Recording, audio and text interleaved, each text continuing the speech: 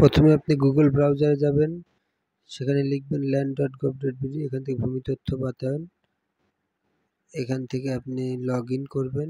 এখানে আপনার mobile number এবং আইডি পাসওয়ার্ড দিয়ে লগ ইন করবেন। তো ভূমি উন্নয়ন করা আইডি কীভাবে খুলতে হয় সেটা আমি আমার ডিসক্রিপশন বক্সে দিয়ে দেবো, আপনারা চাইলে দেখে নিতে পারেন। তো এখানে লগ ইন করার পরে আপনার এরকম একটা ইন্টারফেস আসবে।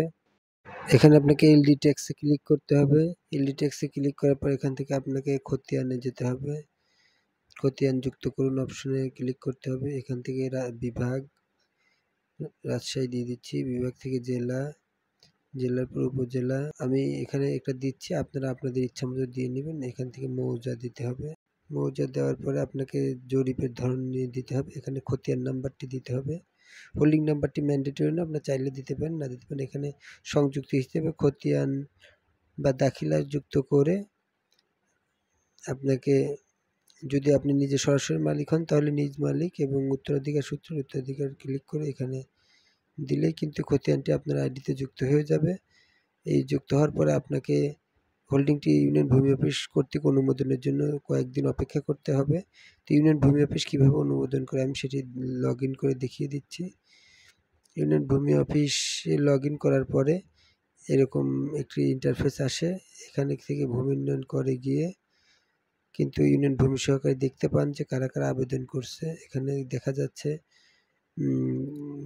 বেশ কয়েকটি নাগরিক কর্তৃক খতিয়ান কিন্তু এখানে এসে জমা হয়েছে। তো এখান থেকে ইউনিয়ন ভূমি সহকারী কর্মকর্তা বিস্তারিত গিয়ে আপনার দেখবে আপনি আবেদনটি করেছেন। এখান থেকে সমন্বয় অপশনে যাবেন।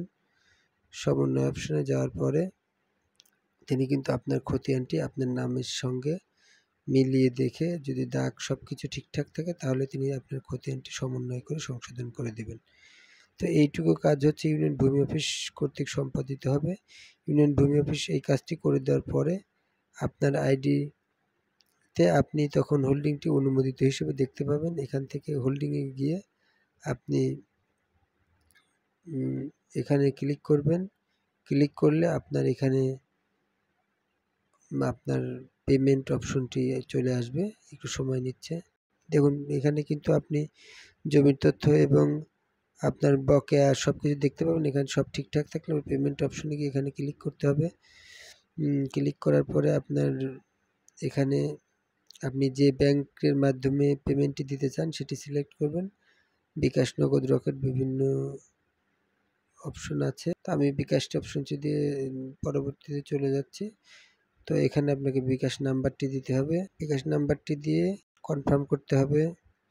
কনফার্ম করলে আপনার ফোনে 6 ডিজিটের একটি ওটিপি কোড যাবে। কোডটি আপনি বসিয়ে আপনি কনফার্ম করবেন। কনফার্ম করার পরে এখানে পিন নাম্বার দিয়ে কনফার্ম করলেই কিন্তু আপনার পেমেন্টটি সম্পন্ন হয়ে যাবে, এবং কিছুক্ষণের মধ্যেই আপনাকে তারা কিন্তু দাখিলাটি দিয়ে দিবে। দেখুন এটি হচ্ছে দাখিলা বা খাজনার চেক। আপনি চাইলে এটি প্রিন্ট করে হার্ড কপি সংরক্ষণ করতে পারেন, এবং আপনার আইডিতে এই কপিটি থাকবে। আপনি যত ইচ্ছা তত কপি প্রিন্ট করে ডাউনলোড করে নিতে পারেন। ভিডিওটি মনোযোগ সহকারে দেখার জন্য সবাইকে ধন্যবাদ।